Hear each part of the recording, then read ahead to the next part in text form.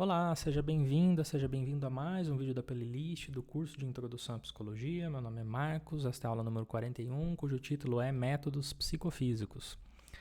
Na aula anterior eu falei um pouquinho sobre limiares, apresentei esse conceito extremamente importante para a psicofísica, é um construto fundamental.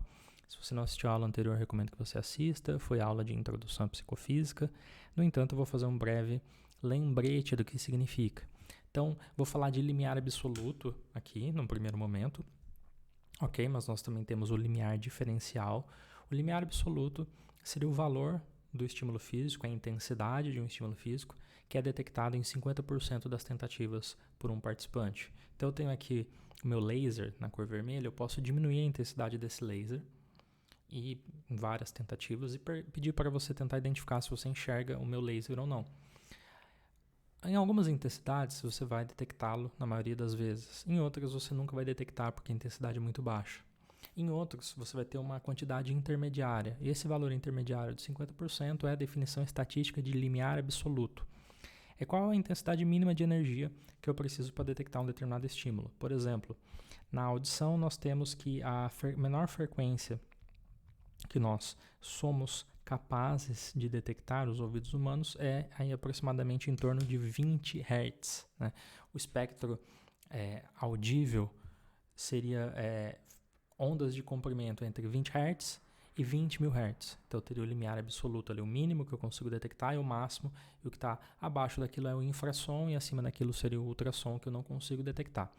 Mas nós também temos o limiar diferencial, que é muito parecido, só que a ideia, ao invés de ser o limiar absoluto, eu estou pensando a relação entre dois estímulos. O quão diferente que dois estímulos precisam ser, no mínimo, para que eu consiga detectá-los como diferentes em 50% das tentativas. Ou seja, por exemplo, se eu pego uma xícara de café sem nada de adoçante, qual que é o mínimo de gotas de adoçante que eu tenho que pôr numa outra xícara de café preparado com a mesma quantidade de água e de pó, para que eu consiga reconhecer que um é diferente do outro em 50% das tentativas. Então, esse seria um estudo, por exemplo, de limiar de diferença, considerando a quantidade mínima de adoçante necessária para eu detectar em 50% das tentativas que o preparo das duas xícaras é diferente, ok? E eu usei o exemplo para falar do gato na aula anterior, que seria, pense numa situação em que um gato quer passar pela abertura de uma porta, ele não consegue abrir mais essa porta, então a porta está fixada numa abertura e ele vai tentar passar. Qual que seria a abertura mínima que ele consegue passar em 50% das vezes? Isso seria o limiar absoluto dele. Então aqui no meu exemplo seria 5 centímetros, um valor arbitrário, só para a gente ilustrar. E, bom, aqui eu tenho vários pontos, que seria, por exemplo, aqui, quando a porta está fechada, ele nunca consegue passar pela porta. Quando a porta tem 10 centímetros de abertura, ele sempre consegue passar pela porta. E eu tenho aqui valores intermediários de 1 em 1 centímetro, eu poderia ter de 1 em 1 milímetro, mas eu tentei facilitar. E nós vemos aqui que com a abertura de 5 centímetros da porta, indicado pela linha pontilhada vermelha, ele consegue em 50% das vezes passar. Então esse seria o limiar absoluto deste gato especificamente. Bom, aqui eu tenho alguns pontos que seriam a ideia de um experimento que eu fiz com o gato, considerando 11 intervalos de abertura de 0 a 10 em incrementos de 1 centímetro. Mas eu poderia, a partir disso, ajustar uma função aos dados, uma função psicométrica, ok? E aí eu vou tentar fazê-la aqui agora, ao vivo, talvez fique um pouquinho torto. Na prática, no mundo real, às vezes a função psicométrica ela não vai passar por todos os pontos, porque a ideia não é que ela passe por todos os pontos, tá? Quer dizer, idealmente ela poderia até passar, mas eventualmente vai ter um ponto aqui que vai ser um pontinho desgarrado e a função psicométrica não vai passar por ele, porque qual que é a ideia da função psicométrica? Para vocês entenderem. A ideia da função psicométrica é identificar uma função matemática do tipo f de x é igual a alguma coisa aqui do outro lado. Então, uma função que eu coloco os valores aqui de intensidade do estímulo, então o x é o que está aqui, a minha variável, algum atributo, alguma característica física do estímulo, do ambiente, e eu quero relacionar isso com o comportamento das pessoas na tarefa. Então, eu quero aqui mapear o x. Então, esse f de x é o que a gente chama às vezes de y em matemática. Né? E eu quero fazer um mapeamento. Qual é a função aqui? É uma função linear, exponencial, logarítmica? uma função logística, como a gente tem aproximadamente aqui, né, que é essa sigmoidal em formato de S. E eu quero tentar achar uma função que descreva isso. Por que eu quero fazer isso? Porque, eventualmente, pode ser que eu escolha um conjunto de estímulos aqui e nenhum estímulo dos que eu escolhi chegue no 0,50. Por exemplo, poderia ser que esse ponto aqui tivesse mais ou menos aqui. Então, vamos supor que eu tivesse observado esse ponto. Esse ponto aqui não é uma observação dos meus dados, por exemplo. E aí, o que acontece? Eu vou ter alguns pontinhos que vão estar um pouco para fora, como eu disse, porque a ideia é a função ser uma abstração matemática. Então, ela pode errar um pouco, é normal. Mas aí, a partir dessa função que eu identifiquei, que é a linha vermelha, pela fórmula matemática, eu tenho os parâmetros da minha função e aí eu tento fazer uma extrapolação para esse ponto aqui. Ou seja, eu tento achar qual que é o valor de x, que quando eu alimento a minha função no f de x aqui, eu chego a 0,50. E aí vai ser o meu limiar numa definição estatística. Então, a função psicométrica é o que eu estou tentando, entre aspas, estudar na psicofísica. E os diferentes métodos psicofísicos tentam mapear diferentes valores dessa função. Então, considere que eu quero identificar o limiar, o valor do estímulo, que é 0,50, mas imagine que, por um erro de julgamento meu enquanto experimentador, eu tenha utilizado os tamanhos de abertura da porta de 10 centímetros, 11, 12, 13 até 20. O que ia acontecer? Na verdade, eu só ia ter o gato passando sempre pela porta. E aí eu não ia conseguir achar o limiar, por quê? Porque a minha função ia, na verdade, ser uma função constante aqui, próxima a 1. Ia ser algo mais ou menos assim. Porque os valores aqui não seriam de 0 a 10, seria de 11 a 20. Ou seja, eu não escolhi adequadamente os meus estímulos e não consegui identificar o valor do limiar. Então, a escolha dos valores é importante, é informada pela literatura, pela área de pesquisa, isso é fundamental. E a depender do tipo de estudo que eu estou fazendo, eu posso querer identificar um ponto da minha função psicométrica, dependendo do método, ou posso querer identificar a função psicométrica como um todo. Então, existem vários métodos psicofísicos, eu vou falar de só alguns aqui, eu não sou expert no assunto, não teria nem condições de falar sobre eles. Já li bastante sobre o assunto, porque eu sou um entusiasta, acho uma área fantástica, mas eu não tenho nem propriedade para falar sobre esses métodos. O que eu posso te dizer é que tem métodos que vão se focar em ficar transitando mais ou menos por essa região da função. Vão ter métodos que vão tentar transitar pelo mais alto, pelo mais baixo, ou por um valor intermediário. Depende do objeto de estudo e da pergunta de pesquisa, tá bom? Então, falando dos métodos psicofísicos, né? Nós temos os métodos clássicos, que é baseado na psicofísica clássica, que está interessada nessa ideia de identificar o limiar como se fosse uma abertura à consciência, uma quantidade mínima de energia que quando chega ela tem acesso à consciência. E aí tem os métodos psicofísicos clássicos, muitos deles delineados pelo Fechner, que foi aí o pai da psicofísica. Okay? Vou falar de alguns deles de uma maneira simplificada aqui, tá? E um ponto importante antes de começar a falar é que na aula anterior eu falei de introdução à psicofísica e agora eu estou falando de métodos psicofísicos. Então é importante frisar que a psicofísica ela é tanto uma área de pesquisa, então a disciplina da psicofísica que investiga determinados assuntos, mas também uma metodologia científica para investigar esses assuntos. Então, não está dissociado a compreensão da realidade dos métodos para compreensão e para acesso a essa realidade, tá? Então, a psicofísica tem essa dupla face de uma área de pesquisa e de uma metodologia de pesquisa, ok? Então, eu vou dar um exemplo de uma experiência que eu tive o privilégio de ter na graduação. Achei muito interessante. Na graduação é comum que nós tenhamos, dependendo da faculdade, eu estudei na UNB e lá tinha uma ênfase muito grande em pesquisa. Então, é comum que nós tenhamos atividades práticas, muitas vezes para conhecer um pouco de métodos e entender um pouquinho mais como que funciona a área. Então, eu vou falar da minha experiência aqui, uma experiência em contexto de graduação. Então, não sou um expert no assunto, tá? Quem estuda isso provavelmente vai perceber que eu vou cometer algumas blasfêmias aqui, mas a ideia é falar do teste de discriminação de 2 pontos. Então, o que acontece? Nós no caso, o meu grupo, né? Fui eu que fiz as coletas, na verdade.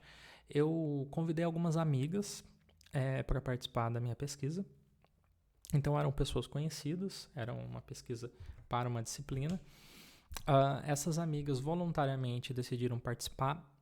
Eu escolhi 3 partes do corpo delas, a saber, eu escolhi essa região aqui do pulso, indo para o antebraço. Eu escolhi o dedo Agora eu não me lembro se era o indicador ou o médio. Eu acho que era o dedo médio, tá? Não tenho certeza. Faz bastante tempo já. Escolhi também a sola do pé, tá? Na verdade eram 6 partes porque eu escolhi os dois lados, né? Mão esquerda e direita, pulso esquerdo e direito e pés esquerdo e direito. Eu não quero entrar tanto nos detalhes aqui do procedimento, mas a ideia é mostrar um método psicofísico clássico aqui nesse exemplo. No meu estudo, eu utilizei um compasso, né? Um compasso, geralmente você tem uma agulha numa ponta e você tem um grafite na outra ponta, mas eu adaptei o meu compasso para que ele tivesse agulhinhas nas duas pontas e essa agulha, embora ela possa espetar a mão, não machuca, tá? Então eu não machuquei as minhas amigas. Mas, para quem faz pesquisa na prática, mesmo de maneira científica, para produzir conhecimento, que não era o meu caso, existem instrumentos específicos para fazer o teste de discriminação de 2 pontos. Por exemplo, esse instrumento aqui, você pode ver que ele tem 2 pontinhas, então ele parece uma estrela usada por ninjas, né? Mas a gente percebe que aqui, ó, por exemplo, parece que tem uma pontinha só, aqui tem 2 pontinhas muito próximas e elas vão ficando cada vez mais distantes ao longo desse instrumento. Então ele é um instrumento que pode ser utilizado para esse fim. Eu não tinha esse instrumento, né? Não tinha conhecimento disso, então eu utilizei um compasso que poderia ser utilizado na ocasião, nessa disciplina. E eu também utilizei uma régua, uma fita métrica, não me lembro agora, que era para eu determinar o grau de abertura do compasso. Tá? Então o meu compasso, porque eu precisava abri-lo, né, para definir aquela distância. As minhas amigas ficavam vendadas, e aí eu começava o estudo, eu explicava para elas, antes de vendá-las, eu falava, olha, eu vou estimular o seu dedo, por exemplo, vamos supor que fosse o dedo médio, vou estimular o seu dedo médio com um compasso que vai ter uma pontinha estimulando o seu dedo ou 2 pontinhas desse compasso estimulando o seu dedo. Eu vou fazer essa estimulação 2 vezes. Nas 2 vezes vai ser a mesma estimulação. Só vou fazer 2 vezes para você poder avaliar 2 vezes. A sua tarefa vai ser responder 1 ou 2, se você acha que você foi estimulada por uma agulhinha, por 2 agulhinhas. Ok? E a gente ia repetir essa tarefa muitas vezes. Eu ia registrando as respostas dessas amigas. Fiz em várias partes do corpo. Eu ainda tracei com uma caneta e uma régua, uma linha com caneta mesmo, para eu saber exatamente onde que começava a ponta do compasso e para qual direção ela ia, para manter isso uniforme, né? Para não fazer isso daqui, ó, de uma hora, talvez, colocar uma ponta aqui, outra hora colocar uma ponta aqui, outra aqui. Então tinha uma linha aqui que determinava que a primeira ponta ia ficar aqui e conforme ia abrindo a segunda ponta ainda em direção a essa reta. Então nós tivemos esse cuidado, né, nessa pesquisa. Então o que nós fizemos na tarefa, né? A tarefa era composta para cada parte do corpo, então foi uma tarefa relativamente longa, mas vamos supor que foi só para uma parte do corpo, porque é isso que é relevante para a gente. Então vamos supor que foi só aqui no pulso da mão direita. O compasso começava com uma determinada abertura e a pessoa, na maioria das vezes, isso é importante frisar, as pessoas eram estimuladas pelas 2 pontas, né? Elas não sabiam disso, mas elas estavam sempre sendo estimuladas por 2 pontas, né? E aí, estimulava com 2 pontas e a pessoa dizia, foi um só, foi uma pontinha que me estimulou. Então eu abria mais 1 milímetro do meu compasso e repetia o procedimento. E a pessoa dizia de novo, 1. Então eu ia aumentando de novo. Com 10 milímetros ela dizia 1. Com 11 milímetros ela dizia 2. Opa, ela teve uma mudança. Ela mudou a resposta dela de 1 para 2, tá bom? Então teve essa mudança de 1 para 2. E eu registro aqui o ponto intermediário entre a mudança. Então, 10 e 11, o ponto mediano entre 10 e 11 é 10,5. Foi o ponto de transição de resposta 1 para 2. Essa foi uma série ascendente. Ascendente no sentido de que os tamanhos aqui dos milímetros aumentaram. Depois eu faço uma série descendente. Então, eu começo com uma abertura um pouco maior. E a pessoa responde 2, depois ela responde 2 para 11 milímetros, responde 2 para 10 milímetros e tem um momento que ela responde 1. Então aqui foi uma série descendente. Pode achar estranho porque eu estou apontando para cima o descendente, mas é o descendente aqui, tá, gente? Os tamanhos foram diminuindo, tá? Nesse sentido. É que eu pego o ponto mediano de mudança, de 9 para 10, 9,5. Fizemos 3 séries ascendentes e 3 séries descendentes para cada participante, para cada parte do corpo e para cada lado, né, esquerdo ou direito, e eu tive aí as transições aqui que eu fui registrando no meu protocolo. Depois nós calculamos a média dessas transições. Nesse caso aqui, calculei 1, 2, 3, 4, 10,5. Então, multipliquei 10,5 por 4. Somei com 2 vezes 9,5, que foram 2 transições nesse lugar. Dividi por 6, dá 6 séries. E tenho aqui o meu limiar, cuja definição estatística, nesse exemplo hipotético, seria 10,16667. Que significa, basicamente, que o limiar de discriminação para esse participante seguindo esse protocolo seria 10,16667. Ou seja, eu faço uma inferência estatística de que se eu conseguisse ter a abertura um pouco mais exata, se eu tivesse maior granularidade na minha mensuração, não fosse só em milímetros, mas ele dividisse o milímetro ali em décimos, centésimos, milésimos ali de milímetro, que eu não sei nem qual é a unidade nesse caso.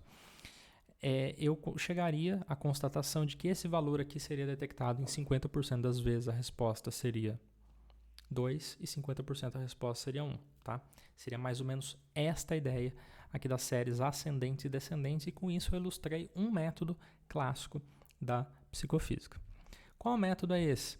É o método dos limites, em que a intensidade dos estímulos nessas séries ascendentes e descendentes está sob o controle do pesquisador. É o pesquisador que define qual vai ser a intensidade dos estímulos. Era eu que ia fazendo a abertura do compasso. O participante só ia dando a resposta. Tem uma variação do método dos limites, que é o método do ajuste, ou o método do erro médio, né? Em que a intensidade dos estímulos está sob o controle do participante.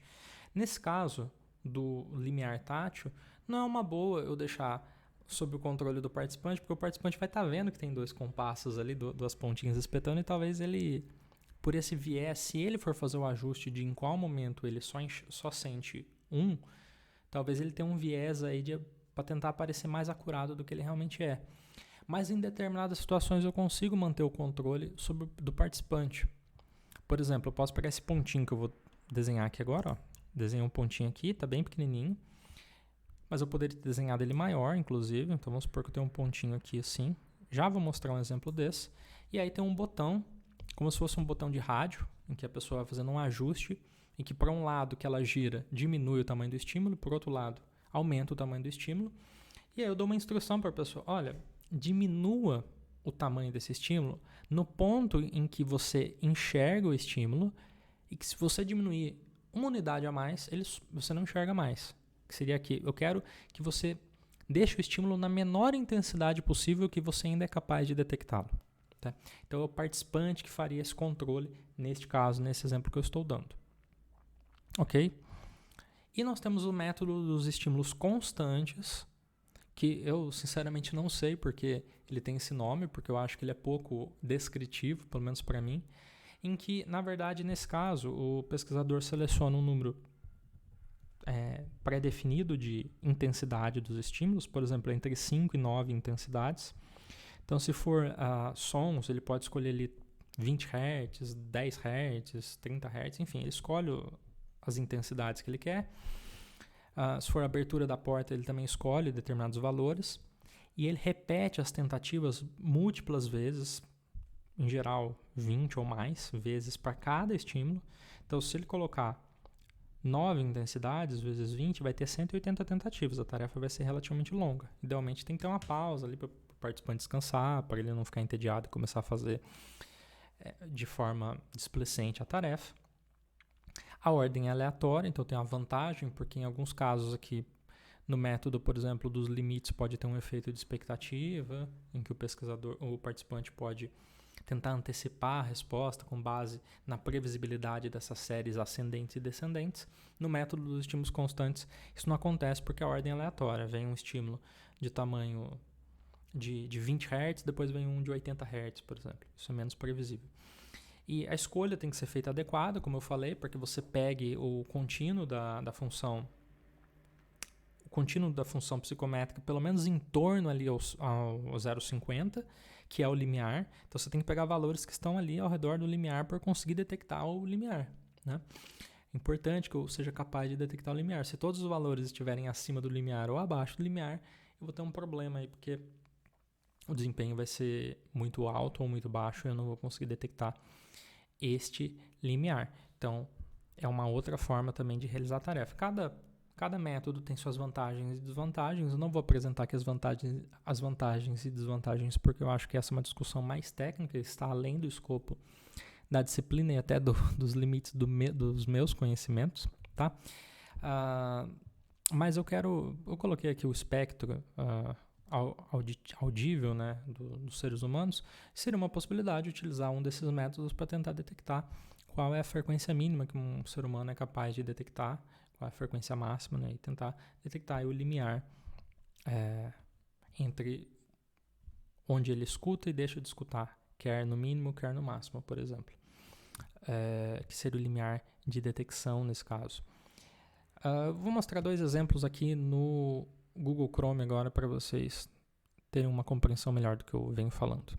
Gente, então eu estou aqui com o método do ajuste, é uma tarefa simples. Aqui está falando assim, ajuste essa barrinha aqui até que você consiga ver o ponto e pressione o botão. Então eu vou aumentar aqui, ó.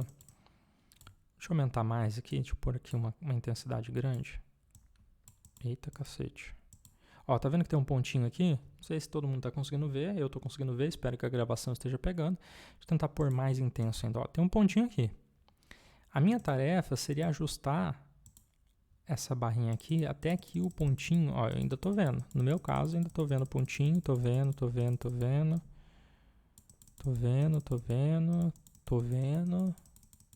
Ainda estou vendo. É mais ou menos aqui para mim. Eu acho que eu até conseguiria diminuir mais. Mas eu vou parar aqui, vou dar um done, e aí ele vai dar algumas outras tentativas, vou fazer isso algumas vezes e a partir disso ele vai estimar o meu limiar de detecção desse ponto aqui. Então esse é o método do ajuste. Então agora eu estou aqui para mostrar o método dos estímulos constantes, em que é aquele que tem ordem aleatória. Já foi uma tentativa aqui, então eu vou clicar em não, vem outra tentativa, apareceu um pontinho aqui, ele pergunta se eu vi. Agora ele perguntou se eu vi, eu não vi nada, não sei se vocês viram. Agora eu vi. E ele vai fazer isso várias vezes para diferentes intensidades para tentar estimar o meu limiar de detecção. Estou vendo, agora eu não vi nada. E aí ele vai dar várias tentativas e depois ele vai tentar fazer essa estimativa do meu limiar de detecção. Então, existem vários tutoriais na internet que ajudam a entender qual é a tarefa que é utilizada para estimar um limiar de detecção ou um limiar de diferença. Vale ressaltar, só antes da gente avançar, que eu falei dos métodos aqui aplicados à detecção, mas eles poderiam ser aplicados à diferença. Então, por exemplo, voltando àquele cenário em que eu tenho uma xícara de café sem adoçante, eu posso ter esse estímulo e posso tentar comparar, ou por exemplo, uma xícara de café com uma gota de adoçante, e posso ter uma outra xícara de café com mais gotas de adoçante e tentar ver qual que é o mínimo de gotas de adoçante a mais que eu tenho que pôr na segunda xícara para que os participantes percebam elas como diferentemente açucaradas, né? E seria um estudo que poderia utilizar esses diferentes métodos, mas aí seria o método para detecção de limiar diferencial. Eu vou falar mais sobre limiar diferencial na próxima aula, tá? Nós temos também os métodos adaptativos, também chamado de métodos Starcase, ou métodos das escadas. Eles lembram muito dos métodos anteriores, eu não vou entrar nos detalhes aqui, mas eles são métodos iterativos no sentido... interativos, tá? Tem alguns que são iterativos também. Só para diferenciar, método interativo com N. Interativo é um método que interage com alguma coisa. Nesse caso, o que vai ocorrer na próxima tentativa, a magnitude ou a intensidade do estímulo da próxima tentativa depende da resposta do participante. Nesse sentido, é interativo. Algo iterativo, sem o N, seria algo que se repete. Por exemplo, o método dos estímulos constantes, ele é de certa forma iterativo no sentido de que as tentativas se repetem muitas vezes, tá? Então, os métodos adaptativos tentam ser mais eficientes em termos de procedimento. Eu quero estimar um parâmetro no meu estudo psicofísico. Qual é esse parâmetro? Limiar de detecção, limiar diferencial, algum parâmetro da minha função psicométrica. Então, eu defini uma função matemática, uma funçãozinha lá que vai ter determinados parâmetros e eu quero avaliar a acurácia na estimativa desses parâmetros, ou a precisão desses parâmetros. Eu quero maior precisão com o menor número de tentativas possível. Para isso, eu utilizo métodos adaptativos que em geral, eles tendem a orbitar mais próximo do valor do limiar. Então, eles ficam girando mais próximo daquele valor. Uma vantagem é que eles são eficientes em fazer essa detecção, só que uma desvantagem talvez seja que, ao invés de estimar toda a função psicométrica em alguns casos, ele vai estimar o valor pontual ali do meu limiar, tá?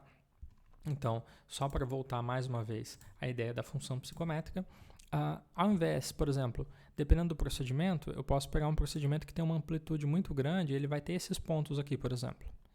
Então, assim, eu quero detectar o limiar, mas olha só quantos estímulos que estão extremamente distantes, o estímulo que é detectado menos de 20% das vezes, outro que é detectado mais de 80% das vezes. Talvez, na verdade, no método adaptativo, o que vai acontecer é que eu vou ficar mais aqui, ó.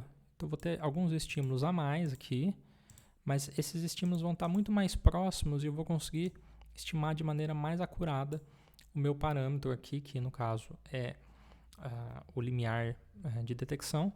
Só que eu não consigo, talvez, estimar a função psicométrica porque eu não tenho valores muito distantes. Então, nesse sentido, eu tenho aqui alguns valorezinhos, mas esses valores são insuficientes para determinar. Porque existem muitas funções psicométricas que poderiam passar aqui. Né? Eu poderia ter uma função assim, uma assim, uma assim. Então, eu teria várias funções que poderiam passar aqui, porque eu só tenho uma pequena região aqui que ela torna não identificável toda a função psicométrica nesse sentido, tá? Mas os métodos adaptativos têm muitas aplicações, inclusive no CyclePy, que é uma outra playlist que eu tenho aqui no YouTube. Espero que em algum momento eu grave um vídeo explicando como utilizar métodos adaptativos lá, ok? É uma meta aí para os próximos vídeos ao longo de 2025. Na psicofísica moderna, nós temos vários métodos também. Eu vou falar do método de estimação de magnitude, que é considerado um método direto de estimação.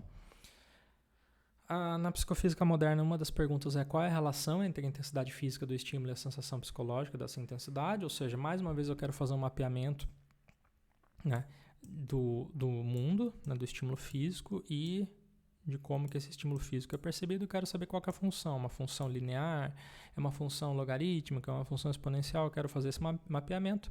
É o método de estimação de magnitude. Eu vou apresentar um deles aqui. Então, suponha que eu esteja estimando a magnitude, a propriedade que eu estou tentando estimar do mundo é massa. Então, eu vou ter dois estímulos. Um estímulo que eu vou chamar de estímulo padrão, que é esse aqui, que está à minha esquerda, à direita do personagem. E vai ter um estímulo de comparação. Esse estímulo de comparação vai mudar de tentativa para tentativa. No caso aqui, eu poderia até, talvez, se fosse o caso, vendar esse participante, né? Por quê? Porque aí ele não vai ter o feedback visual aqui de que os pezinhos têm tamanhos diferentes, né? Então, a única coisa que ele vai ter para julgar mesmo é segurando o objeto, né? Não vai ter esse input visual. Então, poderia ser uma possibilidade, né? E aí, por exemplo, tem o meu cientista aqui, e ele diz para o participante, o estímulo padrão, esse que vai ficar na sua mão direita, ele pesa 200 gramas. Né? E ele não precisa pesar 200 gramas de verdade, tá, gente? Eu poderia falar simplesmente que ele pesa 200. Eu poderia criar uma unidade arbitrária para ele. Não precisa ser exatamente 200. Eu posso utilizar uma unidade ou outra aí que o participante... Porque dependendo da modalidade sensorial, o participante não conhece a unidade medida. Pode ser uma unidade arbitrária, não tem problema. O importante é ele fixar que o valor disso daqui em termos de peso, de massa, né? De massa, melhor dizendo, é 200 gramas. Ou 200. Quanto que pesa o outro? E ele vai falar, por exemplo, ele vai fazer um julgamento, assim, tipo, esse aqui é 200. O outro parece que tem metade. Então, se ele parece que tem metade, a minha resposta vai ser 100 gramas. E aí, na verdade, o peso real do estímulo, nesse exemplo aqui, vamos supor que seja 80 gramas. E aí eu vou fazer um mapeamento, porque ó, ele não acertou exatamente. Então, talvez não seja uma função exatamente linear, né? Talvez seja uma outra função que vai relacionar os pesos dos estímulos e os julgamentos dos pesos feitos psicologicamente e respondidos comportamentalmente por esse participante. Então, eu tenho um método direto em que diretamente o participante fala do atributo e eu tento fazer um mapeamento da escala real dos atributos, tais como mensurados numa balança acurada, com validade e fidedignidade, versus o participante como, entre aspas, uma balança psicológica que vai fazer o julgamento desses estímulos. Então, uma outra maneira de fazer esses julgamentos, ok? Gente, para finalizar, eu me baseei muito, além de livros textos que vão estar na descrição do vídeo, eu me baseei no site, eu percebo que tem uma série de textos muito didáticos. Eles são textos com rigor científico, mas com uma linguagem acessível.